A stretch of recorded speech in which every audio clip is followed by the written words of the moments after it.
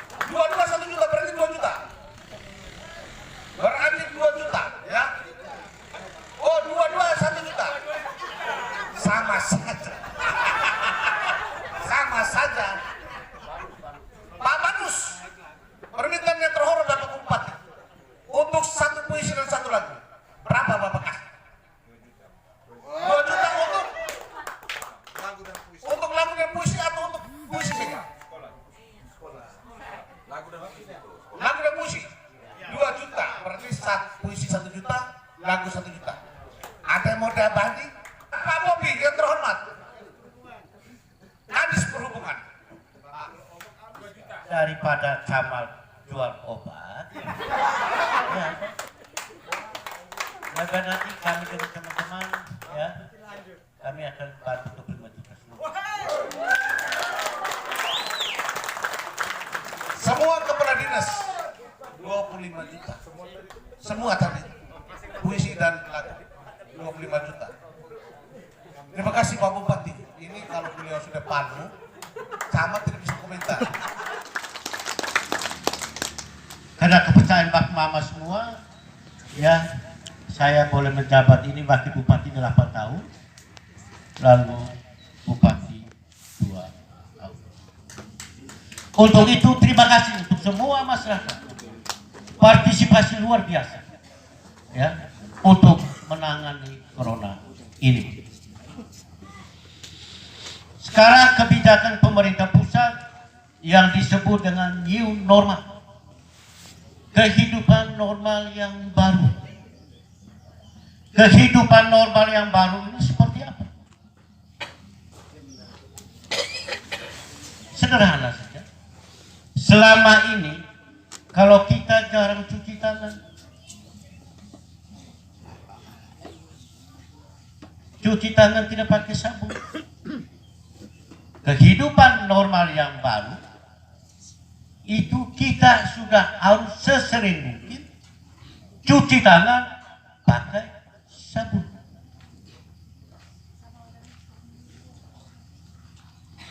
Yang berikut, selama ini kita tidak biasa pakai masker. Sekarang harus pakai masker. Selama ini tidak boleh ada pertemuan dengan mengumpulkan orang yang banyak-banyak misalnya. Sekarang boleh, tetapi dibatasi jumlah. Lalu jaga jarak. Kita ini saking pede, saking percaya diri, kita tidak ikut protokol COVID. Ada yang pakai masker, ada yang pakai masker tapi gantung di dada. Seperti saya yang omong, duduk tidak ada jarak. Saya hanya berharap kalau kita mau ngada tetap hijau, itu hal-hal seperti itu harus menjadi kebiasaan dalam kehidupan kita sehari-hari. Terutama jaga jarak. Jaga jarak itu di luar. Kalau di rumah saya tidak ada urusan. Yang kedua, Bapak Mamaku sekalian, demam berdarah. Kita jangan anggap sepele dan demam berdarah. Kita sekarang di Ngada ini kurang lebih ada 100-an lebih yang terkena demam berdarah. Ada yang meninggal. Jadi kita juga harus waspada terhadap DPD, utamanya soal kebersihan lingkungan dengan syarat 3M+ atau apa itu saya tidak mengerti, untuk kita menjaga supaya kita tidak terjangkit dari demam berdarah. Yang ketiga, juga sekarang kita dilandai wabah demam babi Afrika. Ada demam Afrika, kita tahu selama ini demam malaria. Kita bilang demam Afrika, babi. Makanya kami sudah keluarkan instruksi untuk saat ini tidak boleh dagangan babi itu dari luar daerah. Di Riung ini ada 1-2 yang babinya datang dari luar. Kami sudah keluarkan instruksi untuk tidak boleh datangkan babi itu dari luar, supaya kita tidak terjangkit dengan yang apa disebut tadi demam Afrika. Itu 3 hal yang ingin saya minta perhatian dari kita semua. Saya mohon izin waktu sedikit saya memberikan gambaran supaya kita memiliki referensi pemahaman satu dan satu. Bapak dan mamaku sekalian, sejak mulus jilid 1, jilid 2, sudah sama-sama kita tahu bahwa program kita itu ada 4 hal yang kita. Yang pertama pendidikan, yang kedua kesehatan, yang ketiga infrastruktur, yang keempat ekonomi. Itu selama 10 tahun.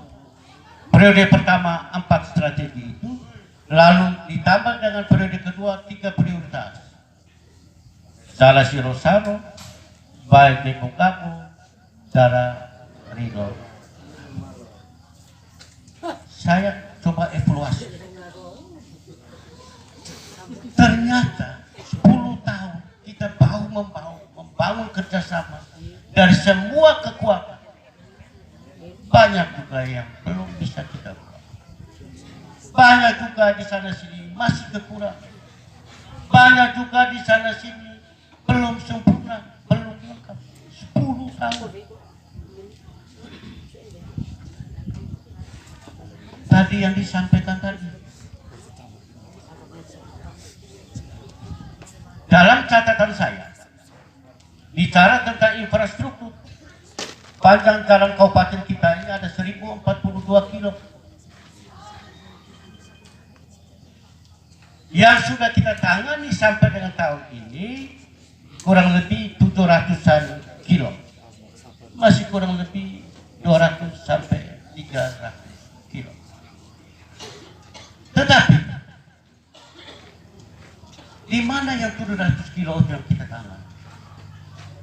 Karena untuk infrastruktur ada 3 prioritas utama. Yang pertama menuju daerah-daerah kantong produksi, yang kedua menuju pusat-pusat pelayanan, misalnya kantor cabang, puskesmas, pendidikan dan lain-lain sebagainya. Baru yang ketiga kita membuka isolasi wilayah. Fakta menunjukkan bahwa pembangunan infrastruktur yang paling banyak itu terjadi tengah dan selatan.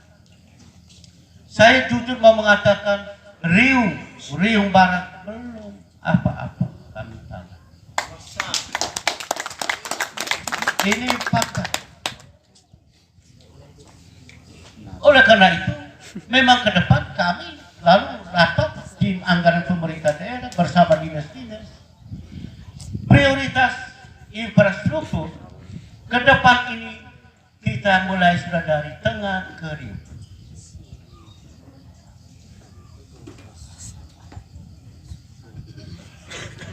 Uang dari mana? Cari uangnya ada, tidak perlu cari sumber pembiayaan baru. Caranya apa? Tahun ini saja 2019-2020 yang kita tangani jalan jembatan dari tengah ke selatan kurang lebih hampir 30 miliar.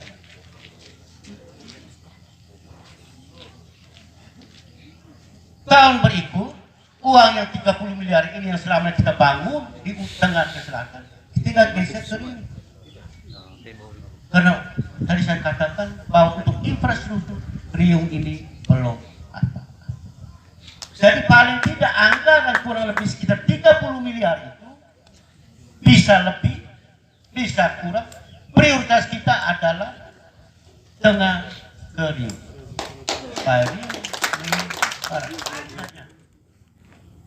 Biar ini kita pahami secara bersama-sama.